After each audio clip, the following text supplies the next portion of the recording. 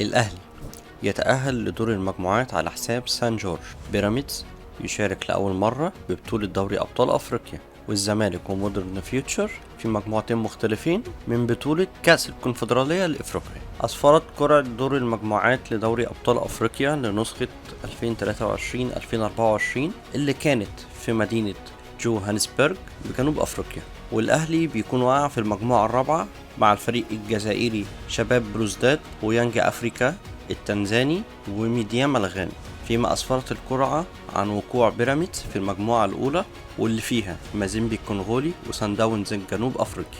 وتعتبر مجموعة الأهلي مجموعة متوازنة في القوة وسهلة بالنسبة للنادي الأهلي، وده بسبب فرق الخبرات والإمكانيات بين الأهلي فرق الموجودة في نفس المجموعة. أما بالنسبة لبيراميدز فالأمر بيكون صعب شوية، لأنه بيكون بيلعب مع فريق سان داونز الجنوب أفريقي ومازيمبي الكونغولي، والفريقين دول أقوياء جدا في الدوري الجنوب أفريقي وفي الدوري الكونغولي.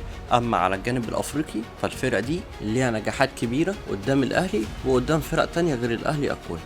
والأهلي اتأهل لدور المجموعات على حساب سان جورج، والأهلي اتفوق على سان جورج في مجموع المباراتين الذهاب والعودة بنتيجة 7-0.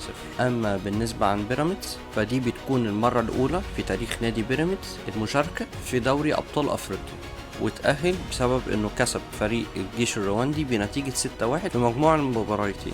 والأهلي صاحب آخر لقب من بطولة دوري أبطال أفريقيا على حساب الوداد المغربي، وطبعا كلنا فاكرين الماتش ده كويس.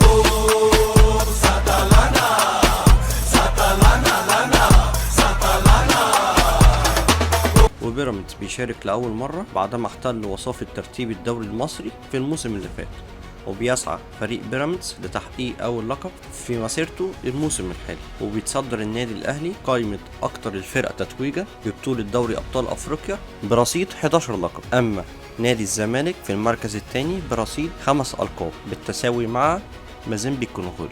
نروح لبطولة كأس الكونفدرالية، ونادي الزمالك اللي كانت برضو القرعة بتتعمل في نفس اليوم، وفي البطولة اللي لسه هتبدأ في فريقين مصريين بيكونوا موجودين، هو الزمالك ومودرن فيوتشر، ودول بيكونوا ممثلين عن مصر. وبرضو القرعة كانت في مدينة جوهانسبرج الجنوب أفريقية، والزمالك جاء في المجموعة الثانية ومودرن فيوتشر جاء في المجموعة الأولى. والزمالك وقع مع سجرادة الأنجولي وسوار الغيني وأبو سليم الليبي. أما بالنسبة لفيوتشر فوقع مع اتحاد العاصمة الجزائري وسوبر سبورت الجنوب أفريقي والهلال الليبي. والزمالك مش أول مرة يقع مع فريق سجرادة، وده بيكون صدام مكرر بعد ما لعب معاه في دور المجموعات في دوري أبطال أفريقيا 2021-2022، والزمالك اتعادل معاه ذهابا وإيابا تعادل سلبي. أما بالنسبة لنادي مودرن ودي بتكون المشاركة التانية دي في كأس الكونفدرالية، فوقع قبل كده مع اتحاد العاصمة الجزائري، وده بيكون حامل اللقب الموسم الماضي وبطل كأس السوبر الأفريقي على حساب الأهلي.